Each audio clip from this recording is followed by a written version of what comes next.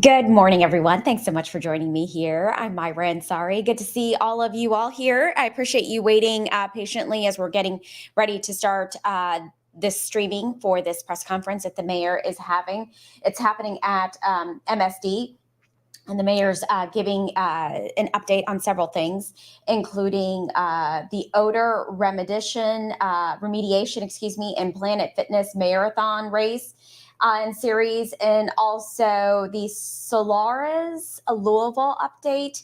And also we're going to learn about a new animal coming to the Louisville Zoo. So several things that the mayor is going to touch upon today. So it looks like they're still kind of getting set up, but I know a number of you are kind of waiting to see what he's going to talk about today. So just stand by for me as we wait for this press conference to get started here.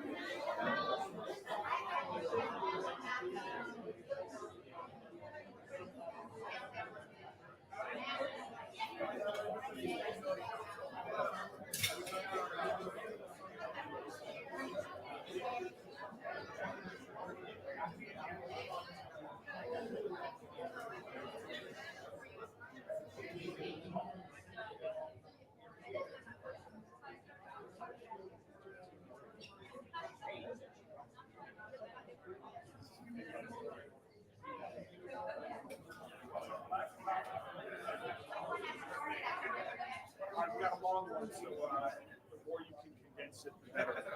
All right.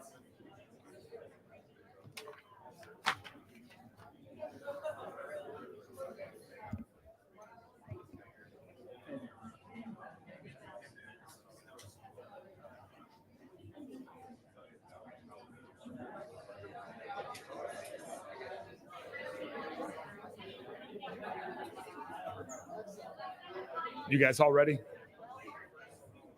Okay. We'll give Roberto a second.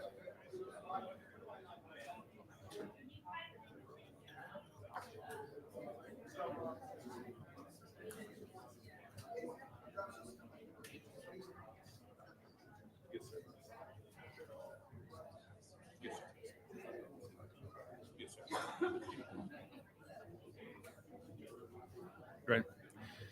Well, good morning, everyone, and welcome to our weekly press conference that we have.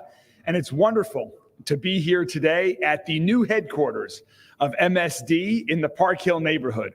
I want to thank Tony Parrott and his entire team here at MSD for hosting us here today and for their commitment to the Park Hill neighborhood and to West Louisville with their decision to locate their corporate headquarters here across the street from a very important project that we're working on in partnership with the Reland Group to help continue to redevelop and revitalize the Park Hill neighborhood. MSD is a strong community partner, as they've shown by their commitment to put their headquarters here in Park Hill, as they've shown with their $200+ million investment that's being made in MSD's Patty's Run flood pump station, as they've shown with their investment in our parks, that we just recently had some great new openings of projects in our parks, like in Chickasaw and Shawnee Park, that are thanks in part to investments by MSD. MSD is taking the lead on working with diverse suppliers across the city with their services and all of the work that they do. So Tony, thank you to you and your team for what you all do. MSD has several responsibilities, and one of those major responsibilities is to manage the city's sewer systems. And one aspect that we want to talk about today is MSD's efforts to address odor remediation. And that's really important because we know that when people are living or working in neighborhoods where there are odors that are outside, that's a really important quality of life issue. We acknowledge this issue, we understand this issue, and MSD and Louisville Metro government are working to address this issue and fix it as rapidly as possible. And part of the reason it's happening is because we've got some sewer lines that date back to the 1860s. We take this issue seriously. MSD takes this issue seriously.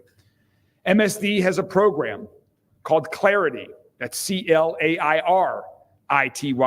that deals with odor mitigation. MSD has spent a lot of money, a lot of time, a lot of work on this effort, and they will continue to in the years ahead until this is fully addressed. So Tony Parrott is here with us today, and he's going to give a little bit more information so that residents of West Louisville and all of Louisville understand what is being done, what the issues are, and what some of the timelines are to expect as MSD continues to address odor mitigation. Tony, thanks again for hosting us, and thanks for dealing transparently with this so folks across the community can understand all of the work and investment that's being done. Thanks for being here.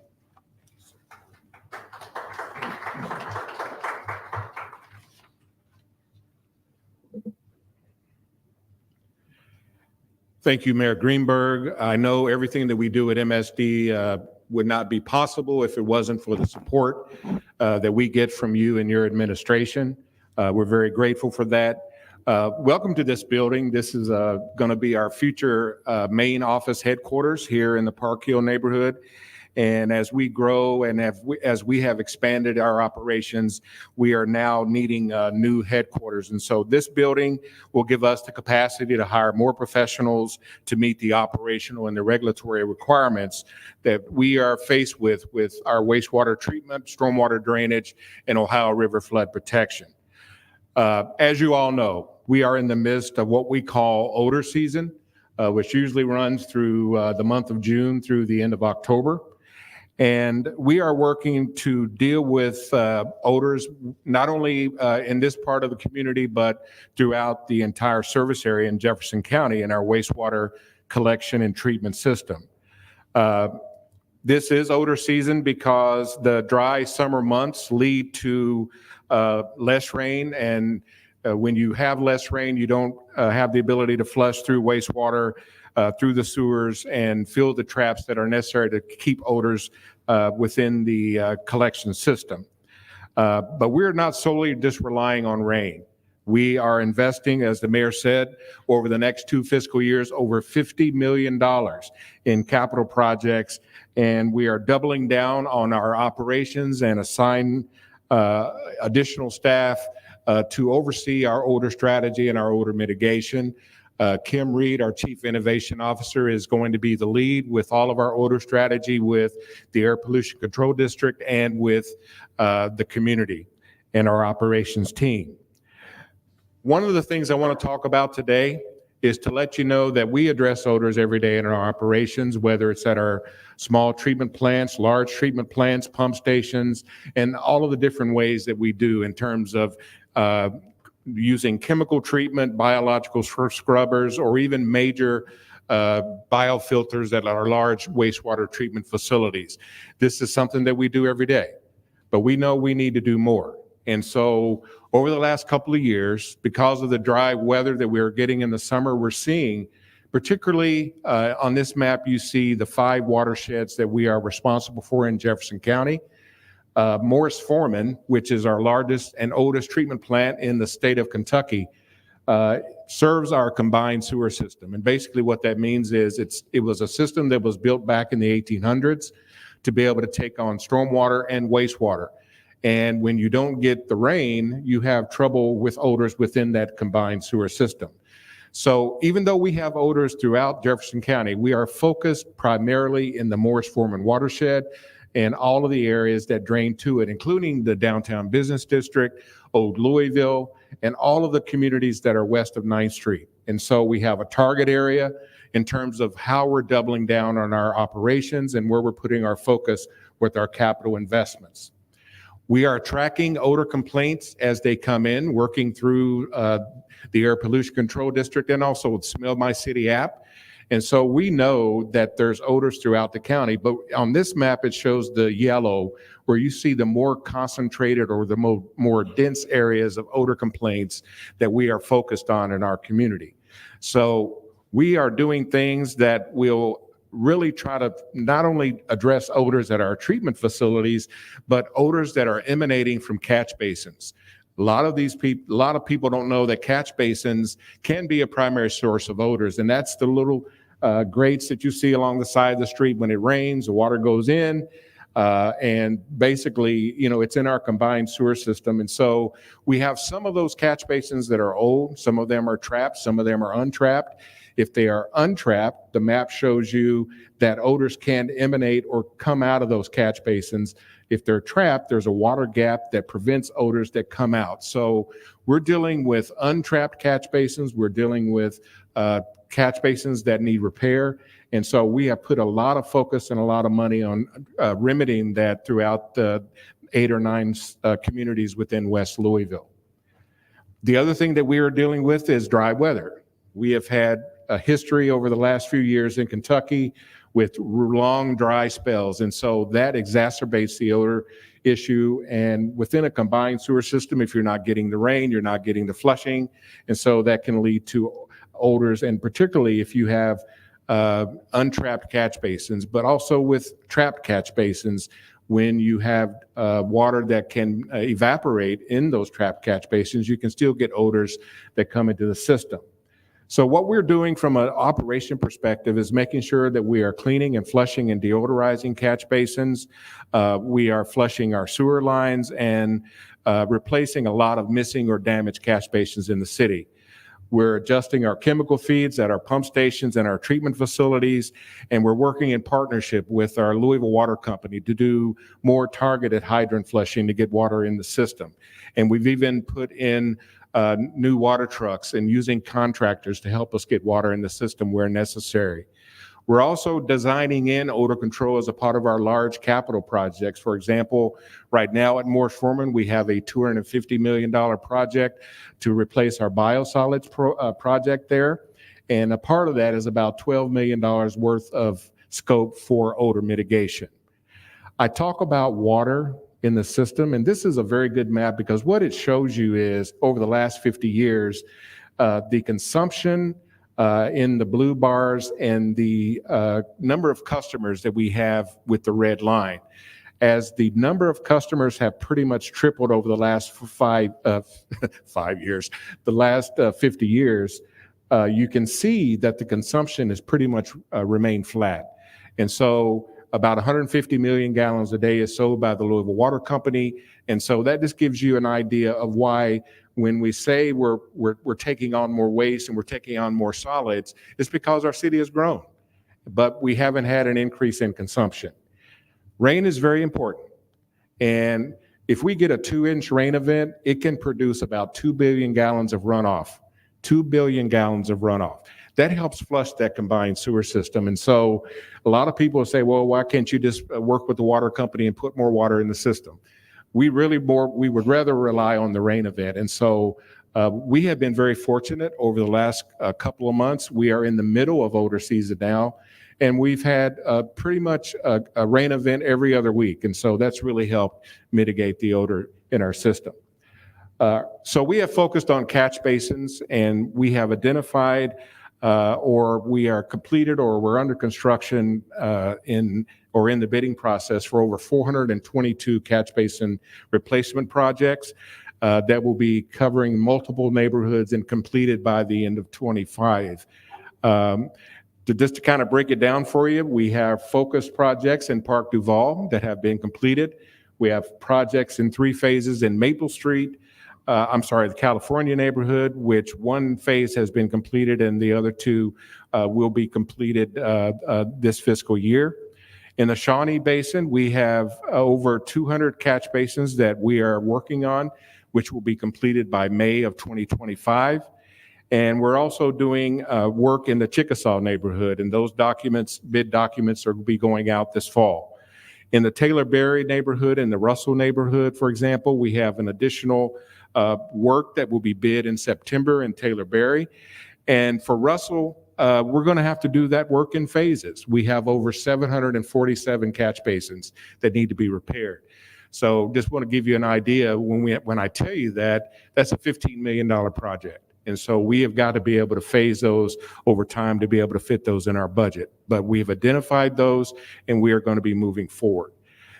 When people have odors, when we hear from them, we ask them, okay, where are you smelling it at? It's very important that we get that detail. Is it coming from the catch basin in the street? Is it coming from a basement drain? Is it coming from a sewer vent? Those are the type of things that we need to know so we can determine what is the source of odors. And so we will continue to work with our customers to do that. I mentioned doing more outreach and communications through our Clarity program, as the mayor mentioned. We have sent out over 50,000 letters to folks, primarily in the West End, identifying when our meetings are during the summer, also letting them know when those meetings will occur, and that odor season has begun. And now, as I said, we're in the middle of it now.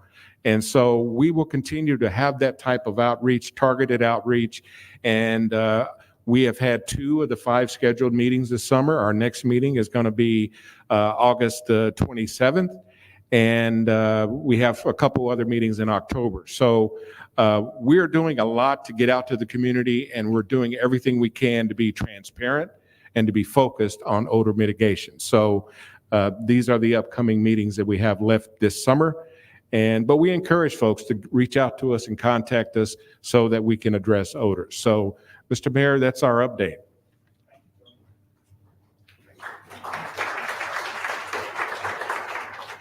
We're going to do a little pivot from what we usually do. And if there are questions, there'll be plenty of time for questions at the end about any topics that you'd like. But we're going to pivot to a different type of topic after this. So if there are questions for Tony, why don't you stay up here right now, Tony? And if there are questions for Tony or for me about this topic, we'll take them right now. Just while you're thinking of your questions, I just again want to thank Tony for his effort. As you can see, this is a complicated, expensive challenge that is decades, hundreds of years in the making. We're aware of the issues. MSD is working on the issues. We want to move as rapidly as we can. Tony knows very clearly that we want to move as quickly as we can. And I thank them for what they're doing. And we just think it's very important to be transparent with the community about what we are doing, when things will happen, and that we understand what's going on. But we want to continue to hear from them and continue this transparency with the community about this issue. Are there questions for Tony, Roberto? Yeah, I just wanted to clarify all the different projects that you showed up on the slide. Yes. The ones that have dollars attached to them, when do you expect those to be complete? And in what time frame are we looking at for the ones that are still TBD? See if I can go back to those real quick. Yeah, as is pointed out here, the ones that have the dollar amounts there, you can see in terms of timing, you can see when some of them are already completed, and then some of them will be bid this year, and then some of them will be completed by May of next year.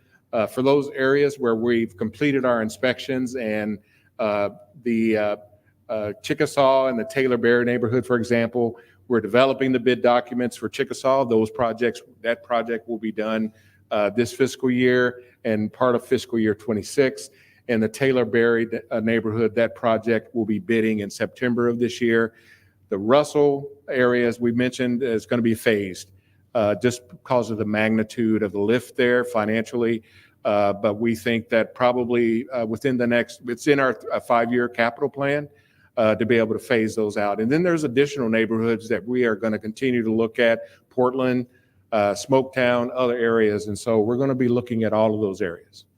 In 5 years from now, once all of these projects are completed, is this odors, particularly in these neighborhoods, going to be completely gone, or is it going to be less frequent? Well, I think, the one thing we have to remember that a part of a sewer system, odors is a byproduct of odor of a sewer system. And in a combined sewer system, even if you have trapped catch basins, if you have 2 months without rain and it's 95 degrees and humid, you're going to have water evaporation in those traps. So you're going to have odors that come out of that, but it's not going to be as densely a problem as we are seeing now. And then as we do more improvements at Morris Foreman and more improvements within the collection system, we'll be able to be more proactive in addressing it. With Park Duval finished, did you hear from anybody there saying, yeah, this is improved, or this 18 catch basin is not enough? Well, I think that one of the things that there's more issues beyond the catch basins in the Park Duval area. We know that they're relatively close to our Morris Foreman treatment plant, for example. So, it is better as it relates to localized odors, but there's still odors within the community that we know that we need to address at our Bells Lane area and also at our Morris Foreman treatment plant. But we are more responsive and reactive to where when we get those complaints, we can try to address them, and then we can follow up and let people know what we did. And that's one of the big things that we're missing, is people didn't know exactly what we did. Or, if we got an issue, why didn't we be more proactive to tell them about it? So the one thing that I think that is going to help also is just continuing to collaborate with communities like Park Duval and make sure that we're aware of what's going on. On the Morris Foreman plant, how long out before you consider that? Well, Morris Foreman has multiple needs. We have already invested over $150 million just operationally at Morris Foreman. I mentioned the biosolids project that we're working on now is another $250 million project. That project won't be done until the end of fiscal year 26. And even beyond that, as regulatory changes come in, we're going to have other improvements that we may have to do at Morris Foreman. So it's a 10-year plan at Morris Foreman, but we're addressing the odors as a part of this biosolids project. Will this impact bill prices at all? You mentioned that these are expensive projects, and that's another thing we hear from people is the bill for things that are associated with MSD. Sure. So how does that play into it? Well, when you think about the magnitude of the capital investment, we're talking about 90% of our capital plan is regulatory driven, which means we have to do them. And we are doing everything that we're trying to do to go after grants, to go after low interest loans, and to do other alternative financing to be able to reduce the cost overall. Without grants, which is free money, unfortunately, the local rate base is impacted by those regulatory requirements. So any project that is a regulatory driven project that we can't push out is going to impact our local cost.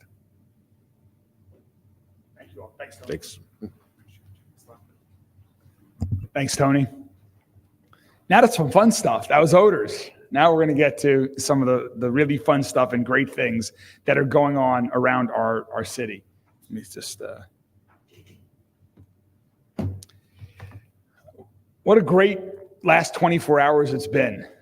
Is there any of the 14,000 people that were at Freedom Hall last night had a wonderful experience? Well, maybe the Cats fans had a slightly better experience than the Cards fans, but what a wonderful experience it was to have the TBT tournament here with U of L alumni playing UK alumni.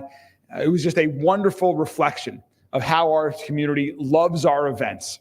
We love hosting people from around the world, and we love celebrating each other across our community. We love doing it outdoors. We love doing it indoors. I think this is one of the many reasons why the Sundance Film Festival has named Louisville as one of the 6 finalist cities to be the next home of the Sundance Film Festival. This morning, I started my day with the Police Activity League, a great run with kids from around the community that are getting to know people in the police department at an early age, starting to rebuild that trust through the Police Activity League. We had a wonderful 5K that we started the day at Iroquois Park. Another great example of a smaller event, but a powerful event outside with kids, with families that bring us together. And so when I became mayor, one of the things we wanted to focus on was enhancing and improving community events that the mayor's office had historically done, but also supporting some of these other great events that happen across the community. And as we look ahead to the rest of the year and future years, there are so many exciting events on the calendar.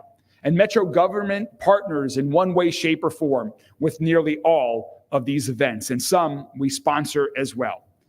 So to move forward with the events that the mayor's office has historically been involved with, or one that we're going to talk about that we've recently created, we decided we wanted to go in a new direction.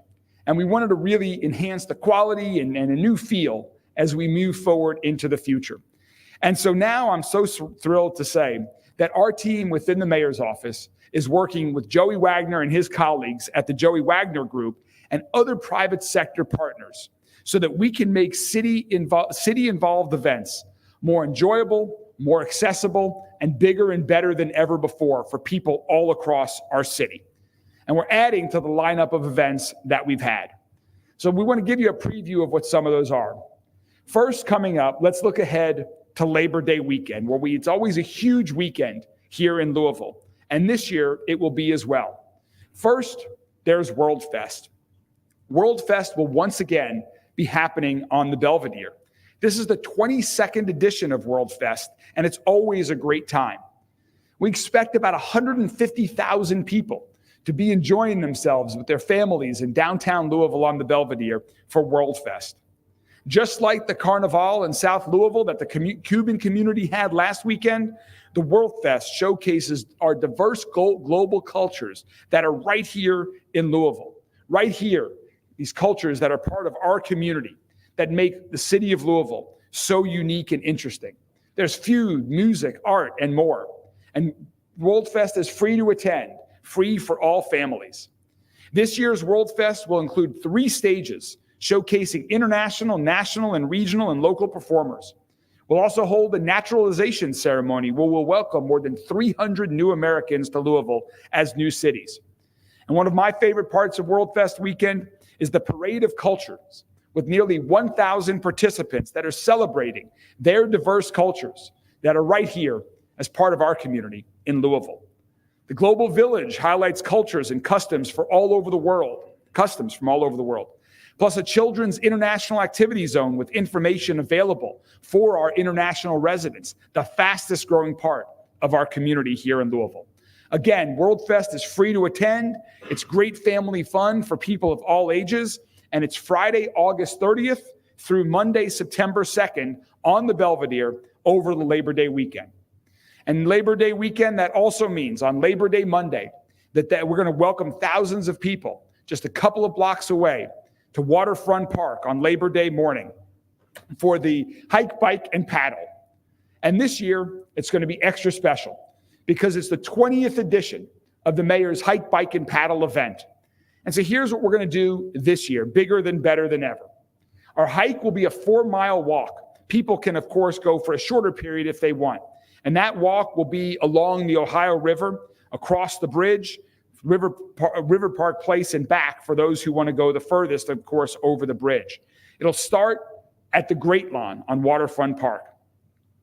For people who are going to be participating in the bike portion of the day, we have a really new and exciting route that we're excited about. That will also start at the Great Lawn on Waterfront Park. It'll go through Nulu, it'll go out to Cherokee Park and back. It's an 8.5-mile route, and we've got the roads closed so that people can safely enjoy this great bike route with their families. And for those who want to paddle, paddles will have the option of launching at the Harbor Lawn or at the U of L boat docks and paddle downstream to catch up with the other paddlers. And this year's paddle will go from the Harbor Lawn downriver to the McAlpin Locks, through the locks, and will end at the Shawnee Boat Ramp. It's a really unique and exciting experience that most paddlers can never do. Most paddlers anywhere in the country don't have the opportunity to go through locks like they do on Labor Day right here in Louisville. A great family fun on Mayor's Hike, Bike, and Paddle for our 20th anniversary edition that we're so excited, and I can't wait to participate. I'm still trying to decide which of the 3 I'm going to do. So that's Labor Day weekend. And looking ahead into the fall, we all know that we've got some amazing musical festivals coming up. Bourbon and Beyond, where we're probably going to have over 200,000 people. And as part of that, we're going to be launching what we've already said is our first new event from the mayor's office, and that is the Planet Fitness Mayorthon series of races. I want to give a special thanks to the Cubers and Planet Fitness for sponsoring this event and making it possible. So the first event in that series of races is the Bourbon and Beyond 5K that will happen Saturday, September 21st at 8 a.m. at Kentucky Fair and Expo Center. We have a great new race course on the morning during Bourbon and Beyond. We're partnering, again, Planet Fitness is sponsoring this. We're also partnering with Danny Wimmer Presents, who is presenting Bourbon and Beyond, and the next week, Louder Than Life. We've got a great course that involves Ring Road. It involves Kentucky Kingdom. It involves Freedom Hall. It's going to have music. There's a U of L game later that day, so we hope we get some Cards fans out. It is going to be a wonderful experience at the fairgrounds on Saturday, September 21st. And the second new race, in addition to the two races that already exist that we're partnering with, the second new race is going to be on November 16th. And that's called Race the Runway, where we're going to have a 5K race literally on the runway at Bowman Field. Much flatter than my run this morning at Iroquois Park, but fun nonetheless. So again, I want to thank our partners at Planet Fitness for sponsoring the Mayorthon series of races, which also includes the two existing races that I mentioned, the Louisville Tap 5K on September 7th, which the Louisville Water Company is very involved with, and the Norton Sports Health 4-miler on September 30th, which is at Iroquois Park. I also want to thank the Louisville Sports Commission for their help in partnering with the Joey Wagner Group, with our office, on this very exciting and unique new event series that we're putting together. And remember, anyone who signs up now gets a free membership to Planet Fitness through the race series to help you train and get ready for this event. So please visit mayorthon502.com to sign up and learn more. Now I'm going to briefly call out Joey Wagner, who leads the Joey Wagner Group, to talk a little bit about all of these work that we're working on together. And he'll probably tell you that we're still looking for more sponsors if anyone else is interested. Joey? Thanks, Greg. Thank you, guys. Being born and raised here in Louisville, Kentucky, and producing events here in the city for over 20 years now, we are just super honored and blessed to be able to help the city of Louisville. I've had every opportunity to leave this city, and I'm never going to leave. I always want to continue to elevate this city, continue to bring great things to this city, and work really, really hard to make Louisville better. And these 4 to 5 events, if you add the extra race, are going to be the ability for us to do that. I want to thank the mayor for giving us this opportunity. I want to thank his entire team that has been amazing to helping us through this process. I want to thank our entire J. Wagner Group team. They've worked really, really hard. These are going to be some exciting events, and we're going to bring some of our J. Wagner Group experience and flair to these events to make them better and elevate all these events. So super excited. We're going to end the year with an amazing Light Up Louisville presented by LG&E, or we say powered by LG&E. We have some exciting new things that we're working on with that we'll be able to tell you about a little bit later. But once again, we're just excited. Thank you, Mayor, for our opportunity, and we'll see you guys soon at all these events. Thank you. Thanks, Joey. Thank you. Thanks, Joey. Happy to answer questions about that when we get to the conclusion of our remarks today. If the folks from the Office of Sustainability and Solarize Louisville can come up next.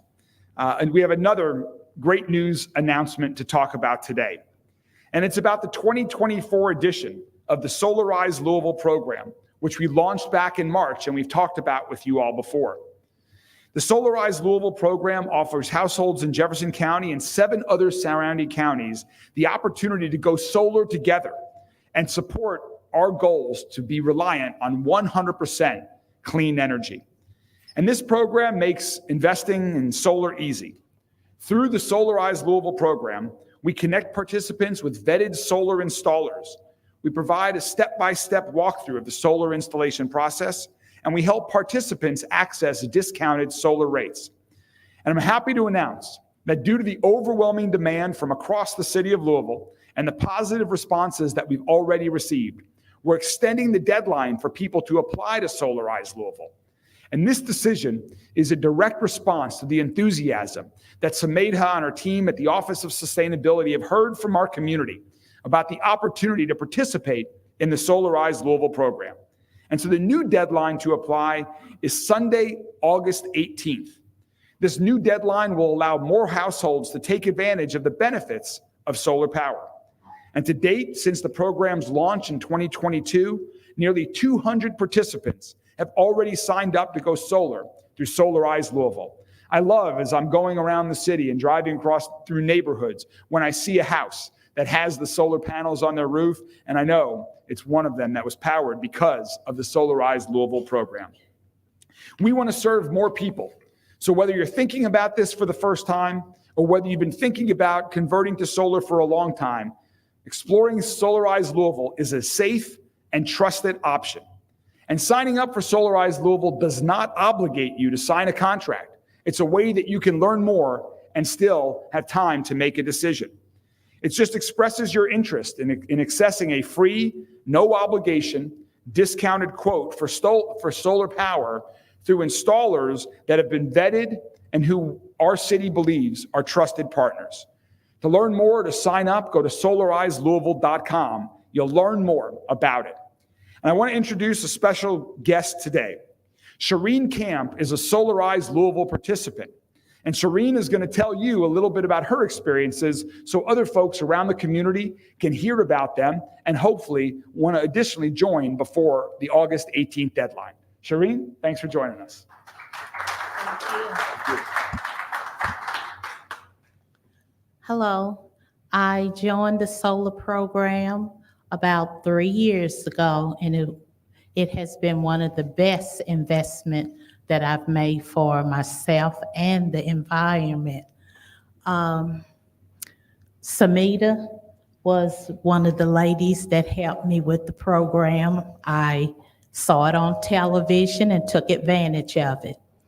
I have retired. It's been a very good program to help me financially and with the,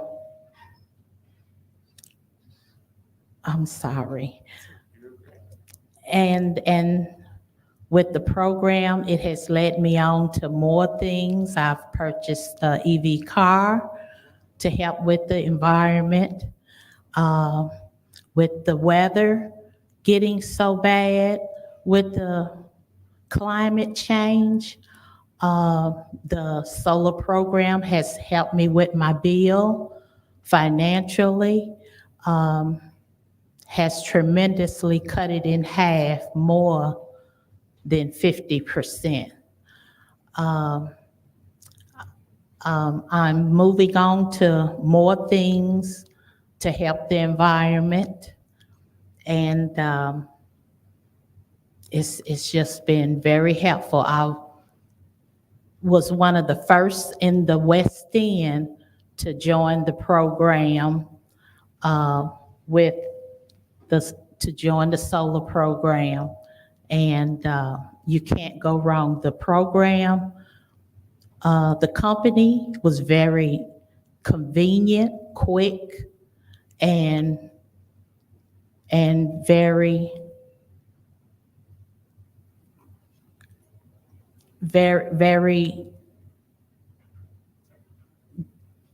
they did really good. Thank you.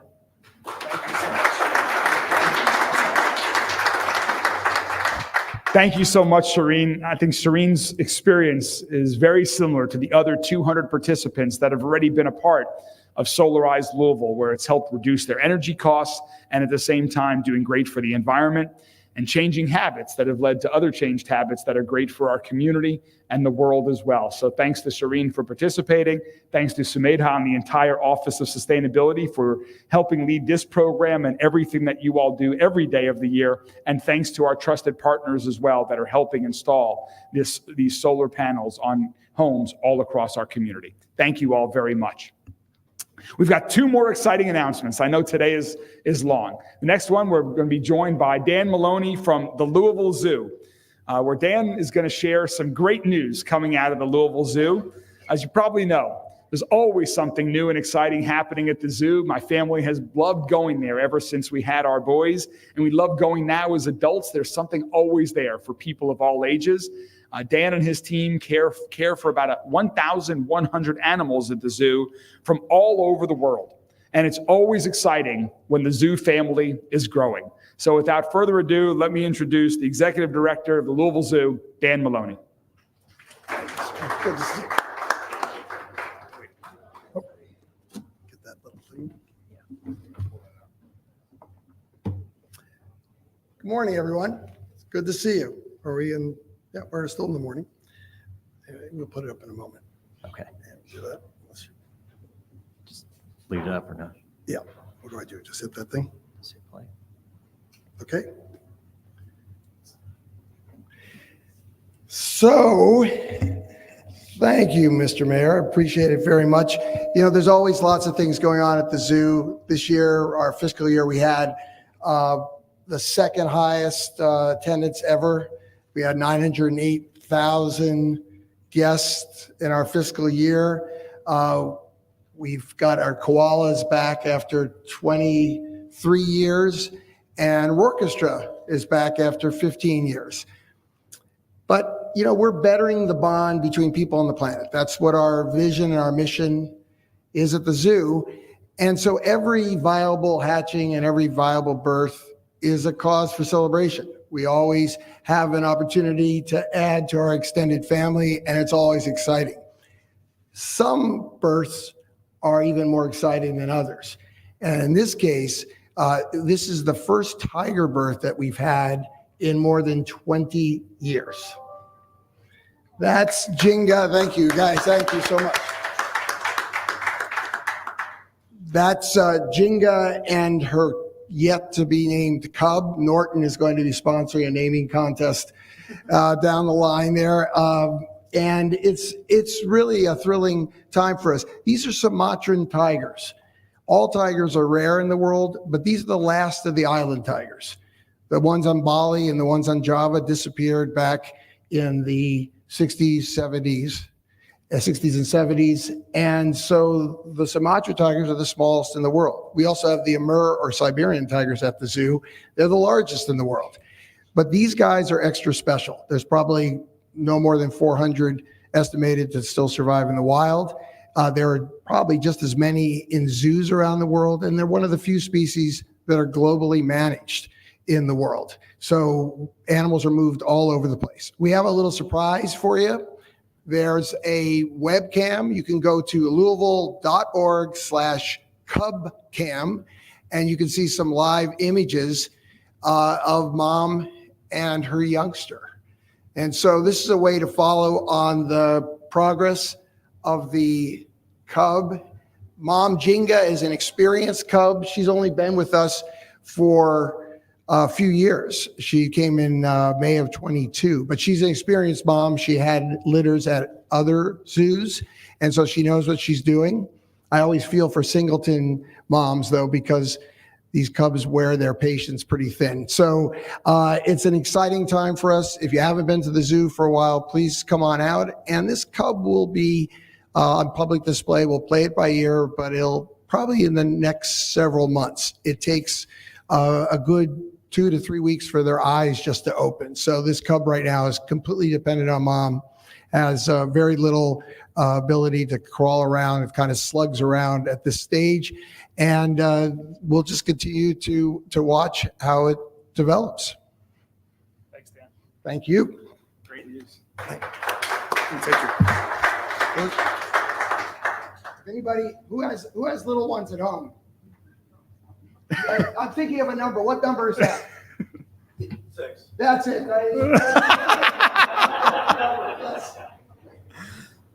Where's Marilyn? Oh, there's Marilyn. Come on up, Marilyn. So it's always exciting to celebrate new births, as we just did with the Louisville Zoo. And it's also exciting to celebrate folks who have given so many years of their life to a city like ours that we all love so much. And so for our Louisvillian doing good this week, I want to acknowledge and honor and thank one of my close colleagues for the past year and a half at Louisville Metro government for me, but someone who has given far more than that, who has given, how many years is it now? 7 to the city. 7 to the city, okay, who has given the past 7 years to public service with Louisville Metro government. Marilyn Harris is the director of our Office of Housing and Community Development. And Marilyn has been a true force in paving the way, in leading the way, in demanding that our city build more safe, quality, and affordable housing in every part of our community. Marilyn is the expert who so many of us in Louisville Metro government have turned to when we have questions about what we can or are not able to do under certain federal, state, or local programs. When we're looking for new ideas about how we build more affordable housing in new ways, given the challenges that the world throws us. Marilyn is always there with an exciting answer and with enthusiasm because she is so committed to building more safe, quality, and affordable housing in every part of our city. Over the past year and a half, as you all know, building more affordable housing has been a top priority for me and our entire administration.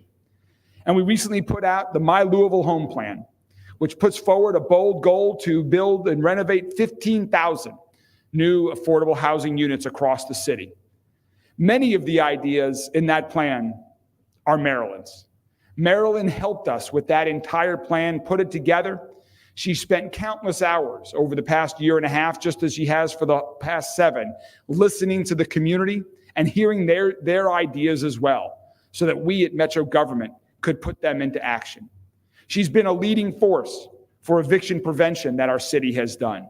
She's been incredibly helpful as we've worked to develop the innovative, new, and what we believe will be a world-class community care campus to help prevent homelessness in our community. She's been working on new and innovative ways to build housing, like new modular housing opportunities as we sought to bring MMY to our city. She's a true public servant. And the final area that I just want to recognize, all this that only begins to scratch the surface of Marilyn's contributions to our city, is in her leadership of the Affordable Housing Trust Fund.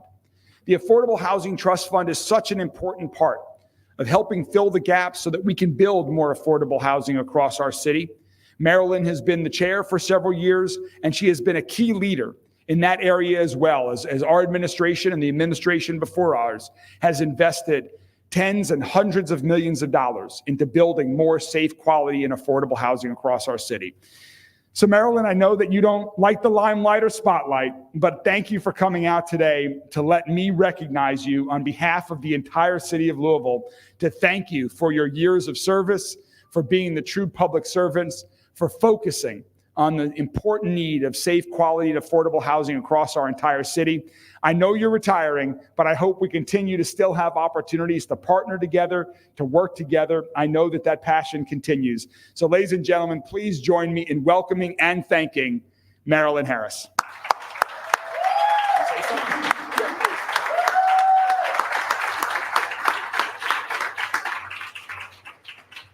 Okay, I promised I wouldn't cry.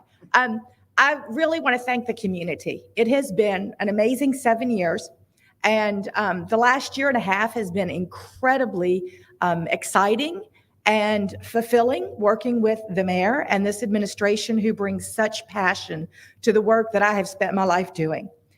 I am so looking forward to what this city does and how this city conquers this problem. My work is not done. We've got a lot of work to do, Mayor, and I will still be there championing it, maybe just from a different angle. So thank you all so much. Thank you to the citizens of this city, because honestly, it takes this entire community to come together to help everyone. And when one person in our community does better, everyone does better. And we need to remember that. We need to remember that when we see the homeless person on the street. And we need to remember that when we see and criticize the things that the administration and the city is trying to accomplish. And so my last thing is, to the citizens who want to complain, be part of the solution. Complaining doesn't do us any good. Thank you.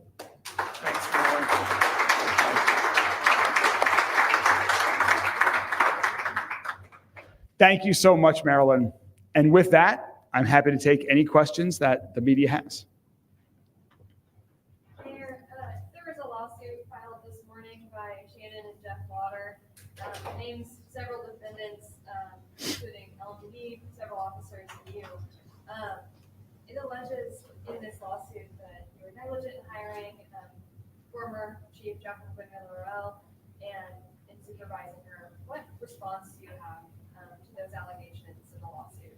I think those allegations are ridiculous. What about the allegation that you received a letter from Shannon Lauder detailing the ways her case was mishandled within the department? So let me say a few things about the lawsuit that was just filed.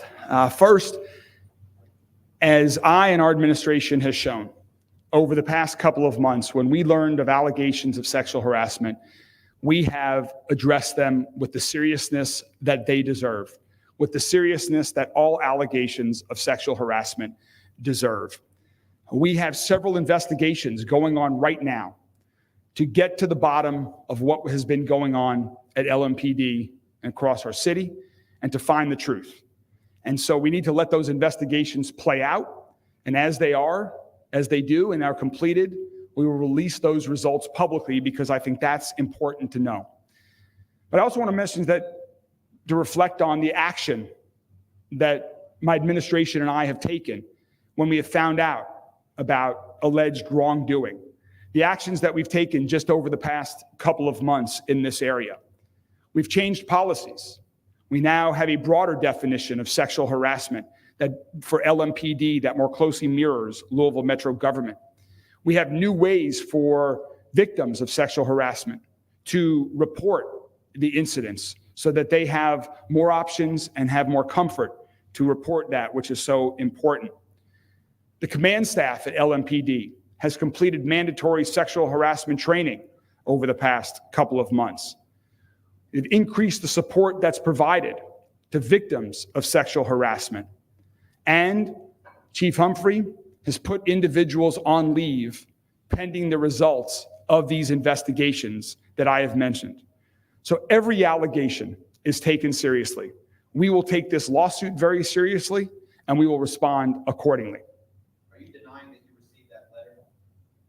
I have not read the entire case yet. As I mentioned, I've been going all morning today, so I'm aware of the lawsuit that's filed. I'm aware of some of the allegations. I need to read the entire lawsuit before I provide more specific comments, and I will do that today. Do you still stand by your decision to promote Bill Roel as chief? Yes, I stand by that decision at the time based on what I knew, and I also stand by my decision to ask for her resignation when I did that as well.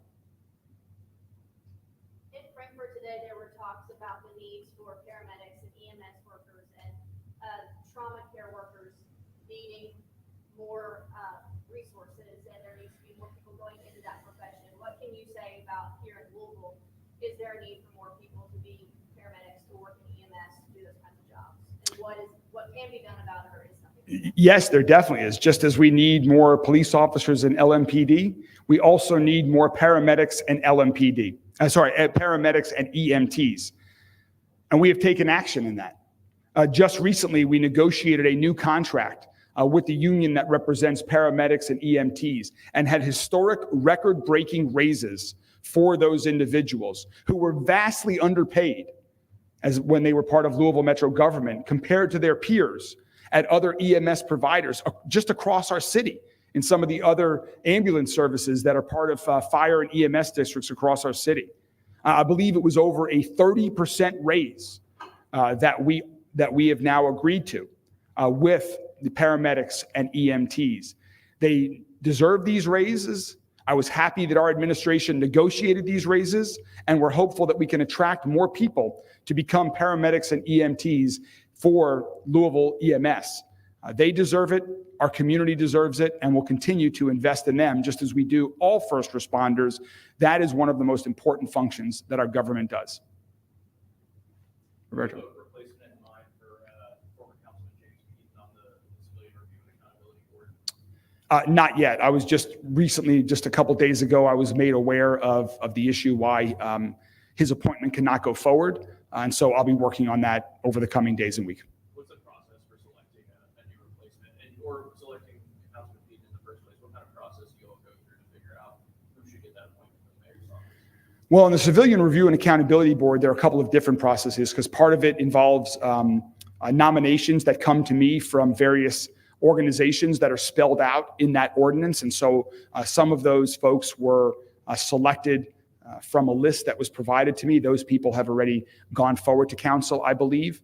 And then also, trying to have balance on the board as well is important, not just for the Civilian Review and Accountability Board, but for all the boards, trying to have overall diversity across all spectrums, whether it's geographic, whether it's gender, whether it's racial, whether it's political, so many different ways that we're looking at to have balance. And so looking at folks that have expressed an interest that I believe would be a good fit, and that I've reached out to. So each spot is different.